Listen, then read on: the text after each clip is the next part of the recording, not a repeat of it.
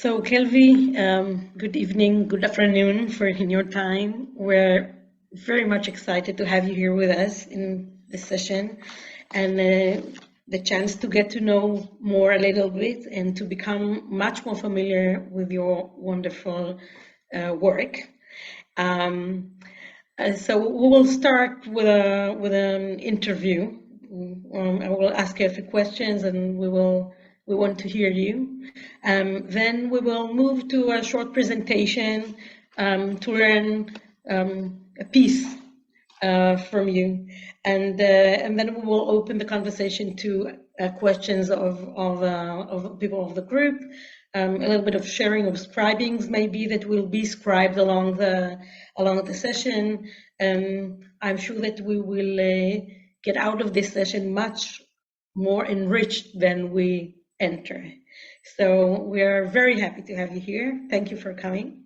And I want to start, like the first question, I want to start from the title of your beautiful book, Generative Scribing, a Social Art of the 21st Century. And I want to ask you, what is it for you in this phrase, social art?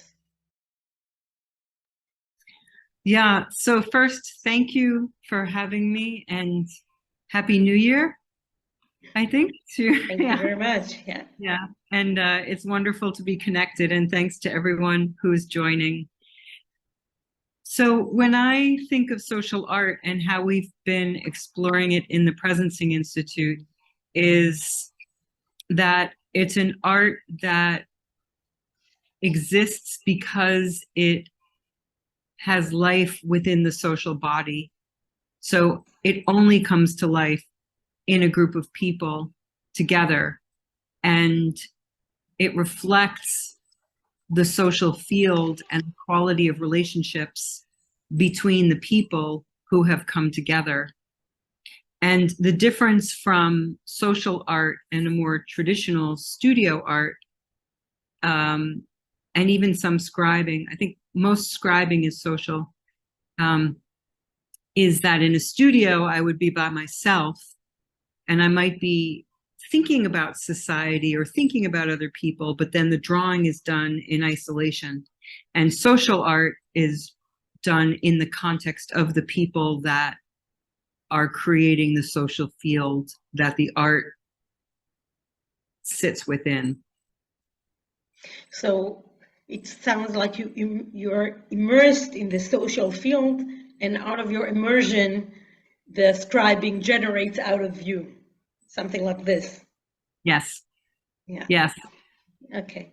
So social art, and the other part of the title is generative scribing.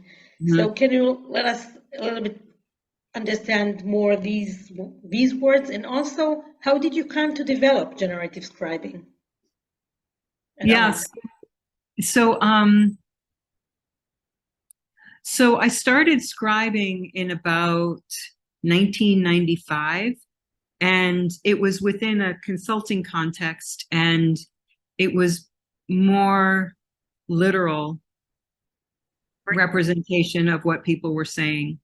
And then when I started working in contexts of dialogue and organizational learning and systems thinking and the presencing work and circle work with women, that's when I really started to understand the difference between drawing something that was being said and holding space for something to come through. So I started weaving all of those other practices that I was learning at that time, which was about 1999. I met Otto in 2006 or 5, 6, 7, something like that. And when I started weaving those other disciplines into the scribing practice, the visual practice, is when I realized that there was a more generative approach. And that's how the term came about, really, because it's based on generative listening from Otto's work. And then also I had a strong impulse to anchor, I guess, put a stake in the ground for a more spiritual, less tangible approach to the practice. For the whole practice, I thought that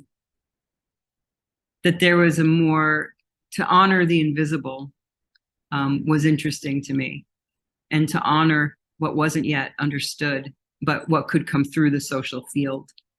So that's really how my work evolved. And then the term, when I was writing the book, Otto helped me figure out the term. So it was between the two of us. And yeah, does that answer the question? Yeah, I understand that, like what you said before about the difference between art in studio and social art reflects in a way the process that you got through, that you went through, because you started as an artist, right? Like, what is your background before? Can you tell us a few words about it? Where do you come from to this field? Yeah, so I grew up in a family of scientists and artists. My dad's family were all scientists, of one studying dinosaurs or insects or archaeology, or my dad was a computer scientist. And my mom's family were all artists, musicians and theater, painters. And so I grew up between those worlds of sort of rational thinking and making sense of things, and then freeform imagination. And I studied painting in college and art history. And I think my brain likes to go between holding things together and letting things expand. And that was part of my background that then came into the scribing naturally. Thank goodness, because I don't know what else I could do for a living. Okay, so now, like, we are here, the people that are sharing this session, where most of us, or all of us even, are involved in change or social processes in organizations, groups, communities. So I would like to ask you whether you can share with us a few examples of implementation of generative scribing in groups or organizations, and what did it enable, this implementation? What was the advantage? What insights do you have about these implementations? Yeah, so with the Presencing Institute, there was a window of time between, let's say, 2015, when we started ULab, which maybe some people here are familiar with, and 2019, really, those 4 years, where we were, as an organization, we were trying to both root the knowledge that we had in community and grow the ecosystem between communities and around the world, and which you know well, because and the drawing, the scribing for that window of time felt very important for the community to be able to see itself in the rhythm of drawings. So I was drawing during these live ULab broadcasts from here in Cambridge, where I sit today in Massachusetts. And then we had some sessions in Berlin where people would come together from different parts of the world in person to explore how we could activate the ecosystem around the world. And the drawings, if I were to put all the drawings together, it would be like a storybook of the unfolding of the Presencing community. So I think that the drawings were really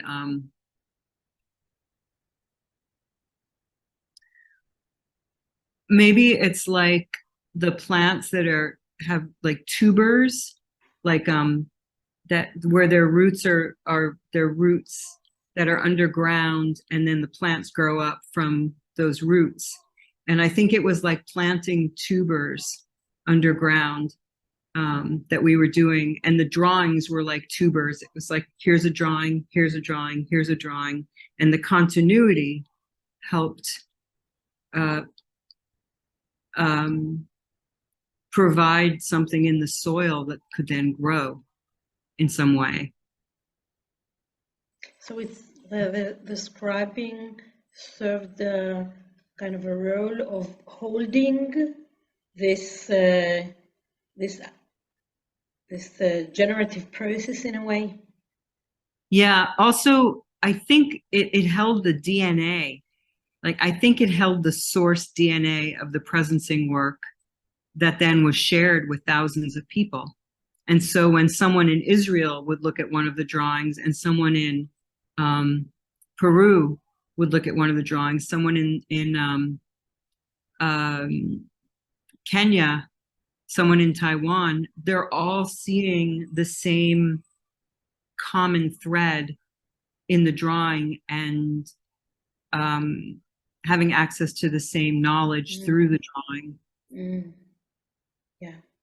And do you have like another example of more an organizational context maybe, or a more specific context? Yeah, so what comes to mind is I was doing some work with a huge global manufacturing company, and they had a 70-page PowerPoint file to tell their corporate story. And they asked me to make an image that they could use to tell the story. So in this case, it wasn't scribing where I was with the group, but I had also I knew the culture, and I had scribed with them before. And so I took the PowerPoint deck and made one big drawing that had everything integrated in one place. And it had a lot of, they really trusted me, and it had a lot of connective tissue between the different topics.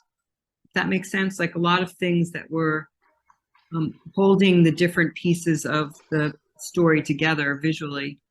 And they printed that out huge, and at all of their conferences, they had that behind their podium in front.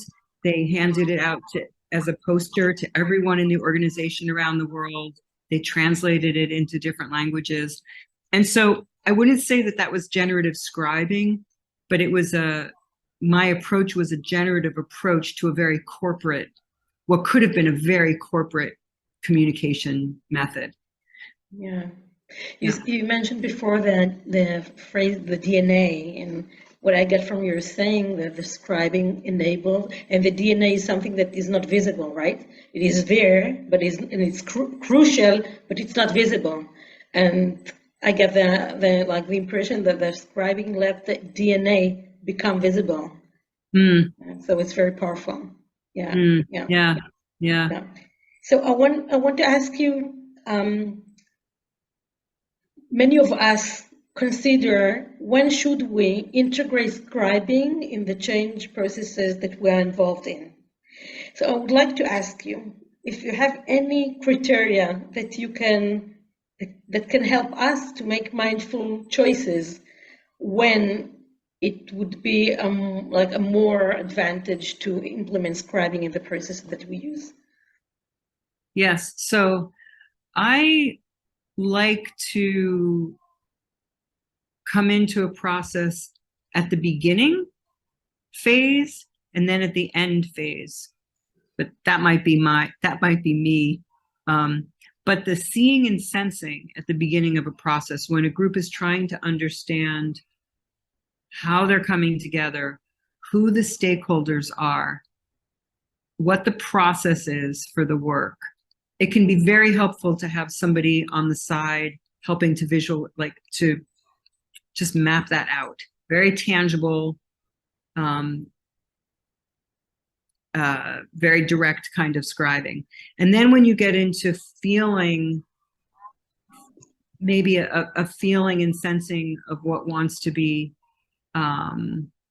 unfold or to happen, you could also have a scribe, but the scribing would have a different approach. So hopefully I'll be able to get into this in the presentation, but Some of it is, I mean, really, I would say always just bring sure.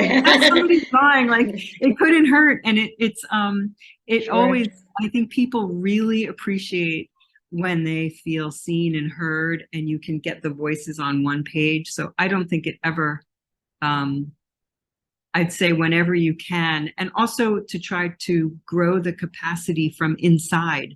So you don't always have to hire someone who's outside. You can hire, obviously, a professional, but can also develop the capacity. And then there are different approaches to different parts of a change process. So that's just something to keep in mind too. And then just lastly, like, I love being involved at the end, because getting very concrete about next steps, action items, that's helpful to have written down, because then people are held accountable for what they're suggesting. That's very interesting. So I have only one last question before we move on to the presentation. I want to ask you, in my eyes, visual practice is a human capacity that we all have, actually. But many of us do not use it regularly in our work and do not feel that it is natural for us. And I want to ask you, what is your advice for the non-professional between us who would like to increase the use of visual practice in our routines? Yeah, I think that's such a good question. Other people have asked me that question, and the easy answer is read a book or watch videos or take a program. But I really think it comes down to practice. So you can learn the methods and approaches, but you need to be in situations where you can try. And I was practicing in a journal, taking notes. I had a journal that had a division, a line, and half was blank and half was like this. And for almost 2 years, every conference call, every meeting that I had with people, I would just practice note-taking in a traditional way that I knew, with words, and then trying to come up with the images that would go with the words in the other part of the paper. And then when I felt more comfortable with my own processing of images and words, then I really started scribing in front of people. But I was slow. It took me a while. Some people just takes a while. Yeah. Some people just start and they're brilliant, and I'm sure many people on the call could just pick up a pen and start doing it. But I was a little slow. Yeah. So we actually invited the participants here just to take a pen and scribe. So we will see what will come out of it. Yeah. And I think it's the right time to dive in a little bit and to get to know a little bit more the level of scribing that you developed. Sure. So I have a presentation that talks about the levels of listening and then levels of scribing, and then different approaches to the different levels. And we'll see how far we get, and if I need to stop. Also, if I start speaking too quickly, somebody just we'll let you know. Okay. Give me a sign. Yeah. Okay. So I will. Oops. First, I need to share my screen, I guess.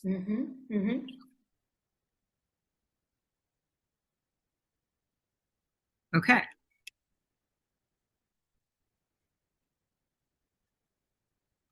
Okay.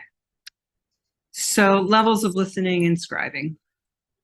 So the levels of listening was developed by my colleague Otto Scharmer, who I've already mentioned, who was founder of the Presencing Institute and also is a senior lecturer at MIT, where I am now, by the way, in a little room.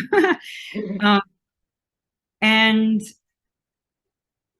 he wrote a book called Theory U, and this is largely from the book with my own interpretation. So levels of listening, that's a person. At level 1, We have downloading. And downloading is listening from habits, where we're functioning from our past experience, and we listen to reconfirm and reflect what we already know. So it's like I have a voice in my head of my known experience, and I'm listening to make sure that my own experience is valid. So it's not like I'm very closed-minded or anything, but it's just a more, I'm a little bit in my own bubble. I'm in my own bubble.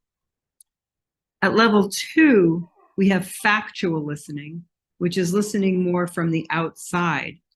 And we're functioning with an open mind, and we notice differences and data that disconfirm what we think we already know. So we start seeing that I thought that water only existed in rivers. And then I meet somebody who talks about the ocean, and I realize that water can be a larger body. So I'm open to my own understanding being challenged and changed. So that's level 2, listening from the outside, factual. Level 3 is empathic listening, and this is listening from within. And we're functioning with an open heart to see a situation and feel a situation through the eyes of another, to make an emotional connection to the entire whole person or situation. So we're not only hearing something different about water, but we're trying to understand what someone's experience of the ocean was like. And we try to inhabit their story and their embodied world of what they might be sharing. So here's where we start to really put ourselves in a context that's much larger than just me and one other person, but where I'm starting to sort of open up at different levels. And then the 4th level is generative listening from source. And this is when we function with an open will, which is like our whole being, kind of the root of our being. And we listen to let go and let come an emerging future possibility that reveals more fully who we, capital We, are and who we want to be. So at this point, it's not about me or about you or about our shared experience or your experience. It's about what's trying to be revealed in the moment of time, in a very long span of time and over place. So when I was talking earlier about social arts in the social field, listening from source and listening in this generative way is being open to the possibility of an infinite array of connection, of which we're one, we, a person or a pairing, is one small part. So that's levels of listening. And when I started the levels of scribing, people were asking me about my own process, and I tried to break down my process and relate it to this framework to see if it worked, to see if it was accurate, and it did. It took some time to confirm it, but this is what I started out with, and then I've been trying to test my theory over time. So with levels of scribing, we have at level 1, and scribing, for anyone who doesn't know, maybe there are people on the call who don't know, it's drawing while someone talks. So if you see my hands are full of ink because I'm out working with a group today, and so it's on climate. You know, it's a climate symposium, and there are about, I don't know, 100 people in the room, and I'm at the side of the room on big boards, and I'm drawing. I'll show you examples soon, but it's drawing while other people are talking to help make sense of what they're talking about. So just in case it wasn't clear what scribing is. So at level 1, we hear a word and we make a picture, and that I call mirroring. So again, that's like listening from habit, where I'm drawing from habit. Somebody says elephant, I draw an elephant. Somebody says water, I draw water. It's just very literal. And all the levels are good. You know, they're all okay. There's no better or worse just because they're written 1, 2, 3, 4 like that. They're just different. They're different lenses, like a camera. You know, you open your listening, and with scribing, you also open the way you're relating to what's going on in the room. So level 1 is mirroring. Level 2 is we're starting to differentiate between parts of the content. We're interpreting words, and we're making sense of how things fit together into buckets or clusters or pockets. Level 3, where we have listening from within, we have connection. So relating ideas and making meaning. So at level 2, where I'm coming up with different parts, at level 3, I'm starting to see how those things hold together and what they have in common and what they have that's different. So when I was using the example of one person knowing a river but not an ocean, and then having someone else's experience of an ocean, at level 3 scribing, the thing in common is water. So it's finding what holds things together, and also starting to sense into the order and the natural coherence that is in a situation that we don't always feel or experience. So as a scribe, there's a lot of potential for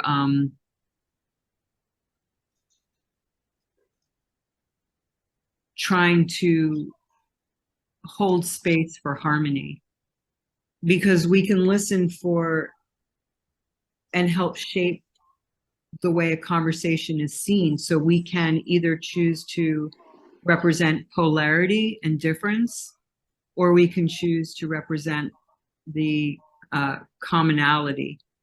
And that has to do with how we're making meaning of what we're hearing. So at level 4,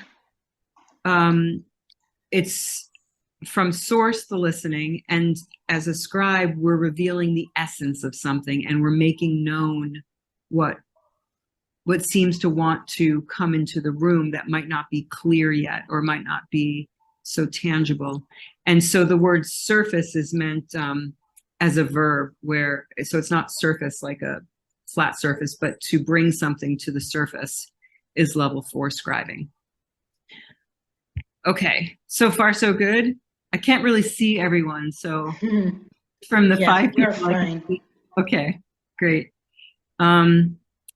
So the main points, the levels of listening and scribing really go from the head to the heart to the body, the gut, to the field. So it's kind of a progression, like, you know, you're going from something kind of closed and up here to something that's more open and expansive. 2 is that it's context dependent. So what I'm scribing for today, I'm not really scribing, it's not that generative, because what's needed is a lot of factual information. So I'm focusing more on the specific things people are sharing and how those things relate. So it's more level 2 and level 3 scribing. Other times, generative scribing is exactly what's needed, and you wouldn't want to get lost in the data. So there's something to understanding the context that you're scribing into. And the third point is that the levels can exist as separate or in an integrated way. So people ask, once somebody asked me before a ULab session, what level are you scribing at today? And I said, well, all of them, because, you know, ideally, like, our listening is we can go back and forth between being clear on our own ideas, being open to someone else, being of the field, and then being clear on our own ideas again. So, you know, you bounce back and forth. Okay. And scribing, as I said before, it's mapping ideas while people talk so they can see a picture unfold in front of their eyes. This is what it sort of looks like, that little diagram. And here's an example of, oh, I jumped ahead. So here's an example of scribing in general. This is my colleague Riley, and you see her drawing on paper against a board. And then on the right-hand side, you can see that's a picture of my scribing during the pandemic when a bunch of us, we were shifting to iPads so that we were working in Zoom. And this is an example of scribing where you can see, this was a panel conversation, and you can see the different parts of the talk, like different components around it. This is just an example of digital scribing with a lot of words, but this was, I think, like a 2-hour video.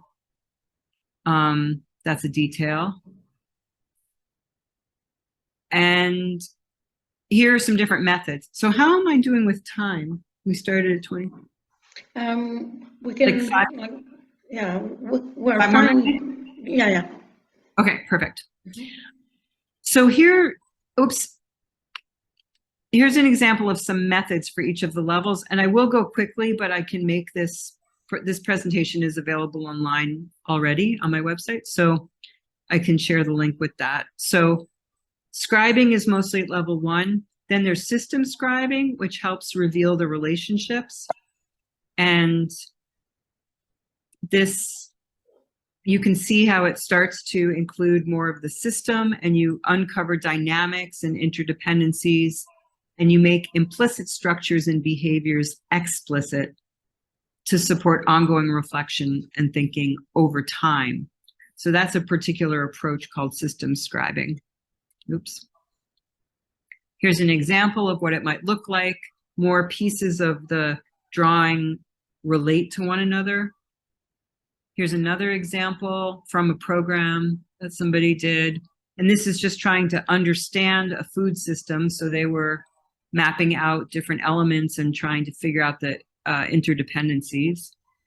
And this is one other example where a colleague was in South Africa, and she was just working in the sand with a group. And so I'm not exactly sure of what was going on around that drawing of the sand, but it just shows like you can scribe anywhere. And then Riley's drawing another system approach. And then another method is visual sense making, which is an actual process of using some specific reflection to guide your inquiry around a particular topic to gain insight. And it's using drawing as a method for the sense making. And then another method is visual presencing, which is a 2-dimensional approach to representing presencing, which is blending sensing and presence and connecting to source. So this is something that fits within generative scribing, but it's a more, this you can do in private. Like this isn't necessarily something that happens in front of a group. And then, so this is an example of mine where I'll show some detail. This is where there was an element that felt very much like presencing within this larger picture. So you see all these words and other things, but then where the yellow comes in was unexplainable. Like it came off of the brush and just had a life of its own. And you can see this close-up detail of like how the pigment just took to the wall in a certain way. And I felt really magical. So it was a very small element of the drawing, but it was very magical also in what it was starting to represent in the drawing. And then generative scribing, this is my colleague Olaf, which is attending to the whole ecosystem, like I was speaking to earlier, and also drawing with an attunement to flow and energy and the in-between spaces. So this is an example from ULab, which I was speaking to before, of using all of the different methods at once. And this is where there's just pure scribing. These were elements of time in the drawing. So I was trying to bring in a more systems approach of something changing over time. This was the element of sense making. This was the element of presencing. And the whole thing overall, I would consider generative scribing, because it was able to bring all of the different levels in to one drawing. So I think that's it. I think it's thanks a lot. I feel that referring to your advice to experiment and to experience and to practice, I think that getting a language for things is very supportive for experimenting and trying. And I think that you gave us now this structure of language that can support our experimentations. And at this point, I would like to open up the conversation to questions that you people have here that you want to ask Kelvy, and we'll just open up, and whatever you feel, you can open your microphone and ask.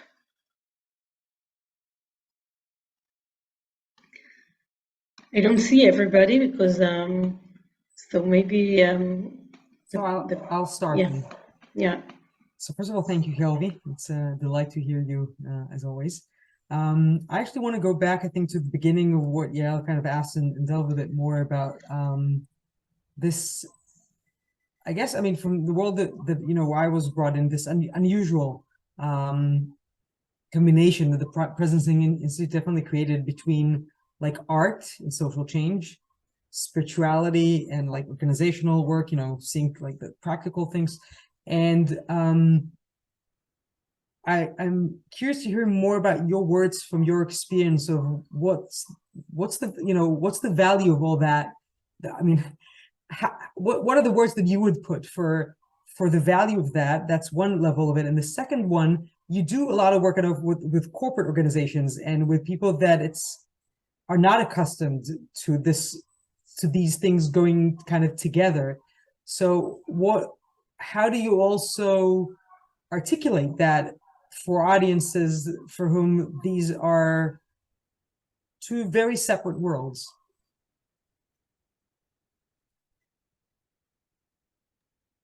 Yeah, so the value, I think the primary value is that this is something that helps keep us human. You know, it reminds us of our humanity, and as AI, artificial intelligence, and technology amplifies in the world, and aggression and suffering continues also to amplify, that anything that helps us see and feel our deeper humanity, to me, it's not a choice, it's a necessity. And that's why I still scribe, because when I go into a room and I have markers, it doesn't matter if the people are from business or they're spiritual or they're indigenous or they're academics. We're all human. We're all on this planet together. And I think that's the value. That's the value of the arts, is it helps us connect with that, with our feeling and like our alive beings.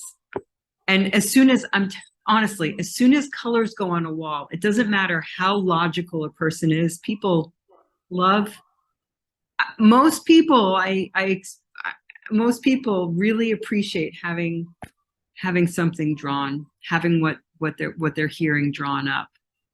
It just seems to bring out an element of delight, I guess, or surprise, or yeah. I don't know if that answers your question, but I just, yeah, I just think the world really needs to, we just need to remember our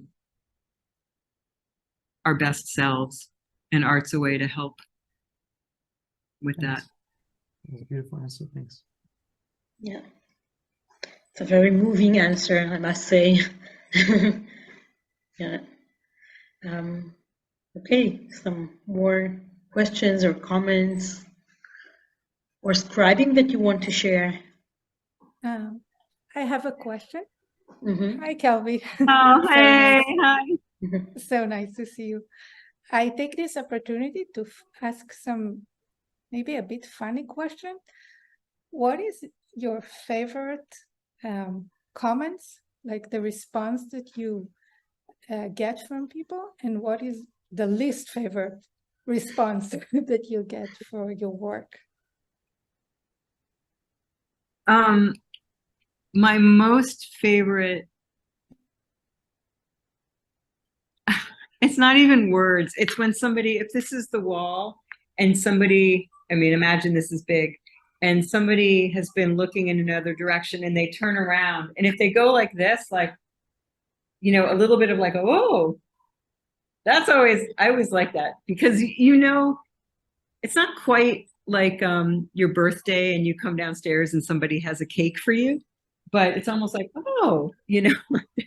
So there's when there's delight, I like that response. And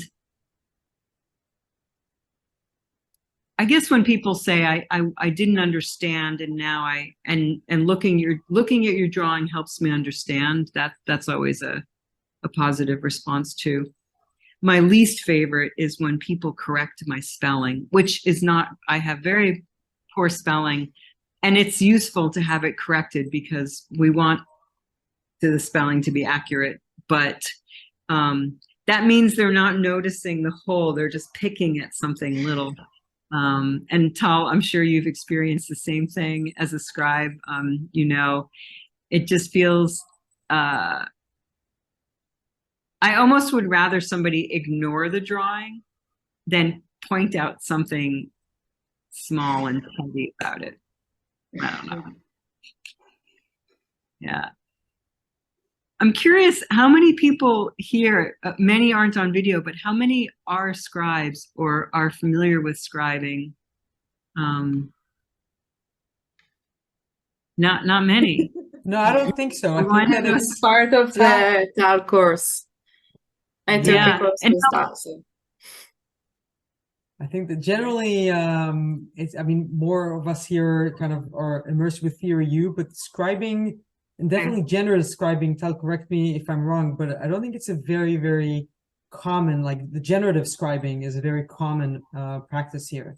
Graphic facilitation, I think more, but that's my experience. Yeah, I think it's less familiar, and this is part of the opportunity that we have here to become more familiar with it today.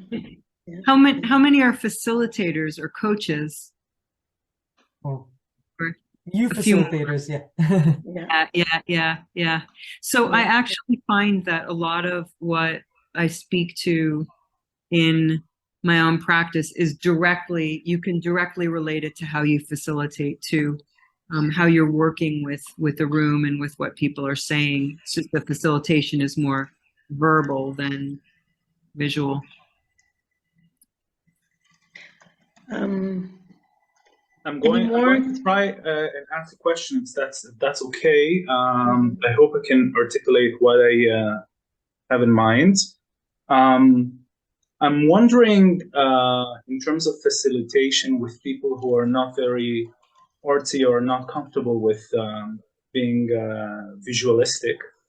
How do you come across with scribing to those kind of people that have this antagonism that, in my eyes, comes a lot of the time from the past? We talked about the first level of automatic patterns, and how to bring them to even try and kind of like let themselves release the past.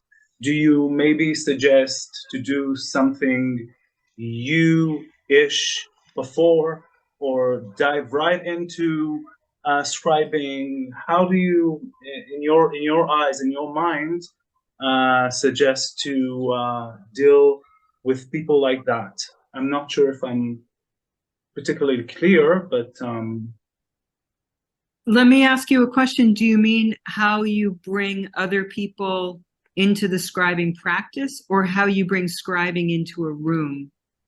I think just presenting the idea of scribing, because even if you do not, I don't know, kind of like teach them how to use it, or to get them encounter with, or just do it from the outside, it can be, I feel like it might be intimidating or exposing to some level. So that's my question. Yeah.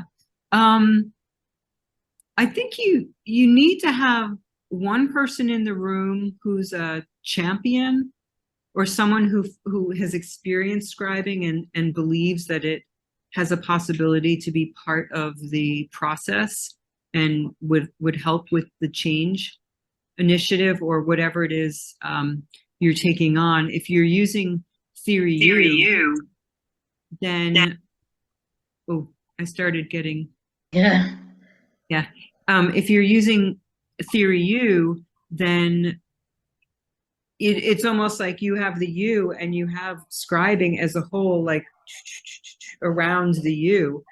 It helps to reveal every part of the process if you're using that. But I think to bring it into the room, you do want to create some safety for the scribe, so you don't want them to have a terrible experience. But also, I think a lot of scribes are pretty courageous and willing to go into situations that are not clear and might have a lot of ambiguity. But you need to have one person who really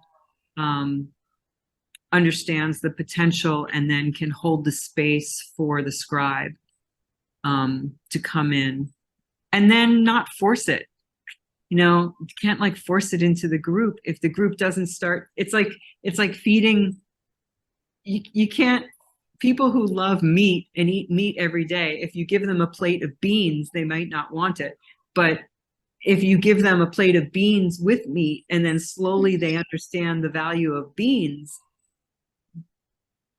maybe that's a way to introduce it. Thank you very much. Yeah. So I think the last question, I will read the question. We have your question, Nama, asked in the chat. There's a quality of dream here, and can you elaborate more? There is a statement here about the personal connection of the painter. How to include this in an organizational context versus the expectation for an objective, representative product? So is the question around how I would bring in my personal perspective or views? I think that the assumption here that the organization many times expect an objective product, and you emphasize the very subjective personal connection of the painter, of the scriber. So yes. How does this go together? Yes. So this is one of the things that I'm the most curious about, is this line between the visible and the invisible, and I would say the objective and the subjective. And so if people are expecting something clear, I will draw something clear, but I also pay attention to my own inner world and my own the feelings and my own intuition. And when I start to get a sense that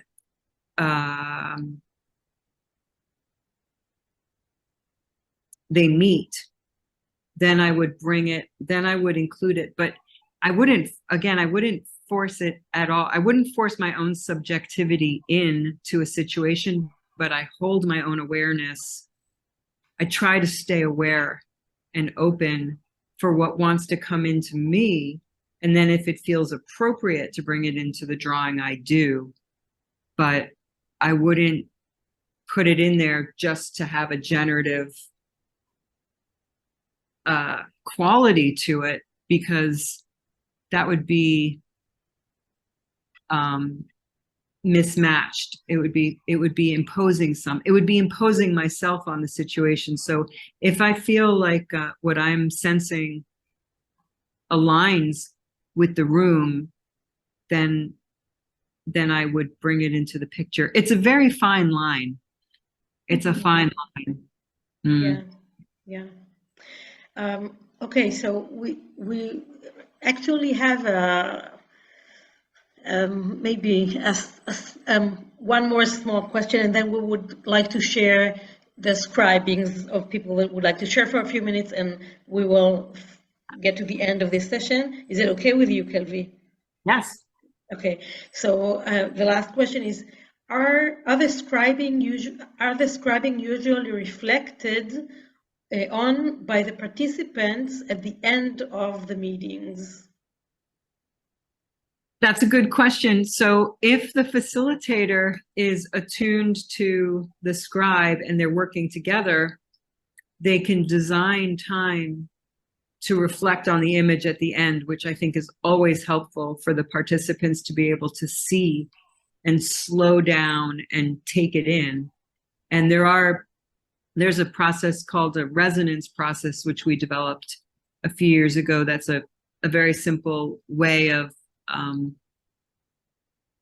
having the image be like a chime or a sound for the group, and then the group to take it in and then reflect something back. But most people don't do that. But with Theory U work, maybe you could bring in the resonance process more. But if you're working with organizations that are more objective in that more objective factual camp, then at the very least just have a gallery space, have the drawings where there's a break for food, or have them in an area where people naturally come together so they just see the drawings, and it doesn't need to be built into the process, but it's informal, that people have a physical space where they can be with the drawing. Yeah. Thank you very, very much for the questions and for the answers. And I would like to invite the scribers here that want to share with us, that would like to share with us a visual expression that came out of this hour that we're spending together. So anybody wants to share something?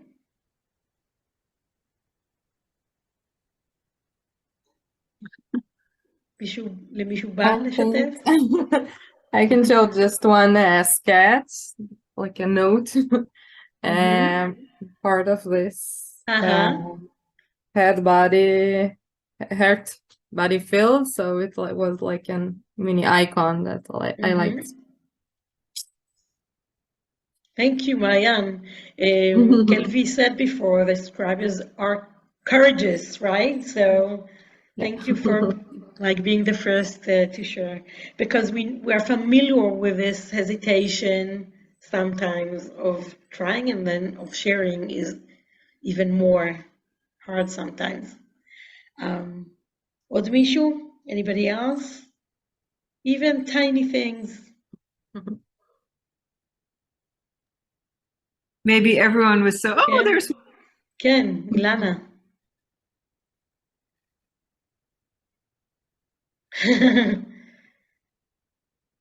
את רוצה להגיד על זה משהו? Would you like to I say talk something? Or about just show? something global and the eyes and ears and some direction and the bird.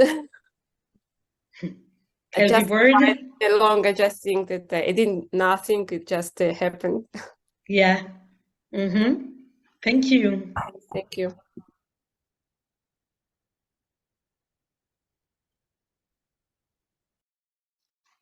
I can show mine. I don't know if you can really see that. Actually, it's pretty blurry from what I see. זה מטושטש מאיזושהי סיבה, פאר, אתה יודע למה? משום מה. Now, אתה עם רקע? maybe? בגלל הרקע, because of the background we can't see. Maybe I'll try to get the background off, but now maybe better. כן. So for me, it was really strong, the sentence, respect the invisible. And I took the scribing from this sentence on that if we take the scene, what we see, we have like a one-way street. But when we are doing everything on a spiral of different levels of hearing and conversing, we can get down to the real magic where it happens on many eyes and what happens between the eyes that do not see. And this is where the magic happens. So thank you. Thank you, Per.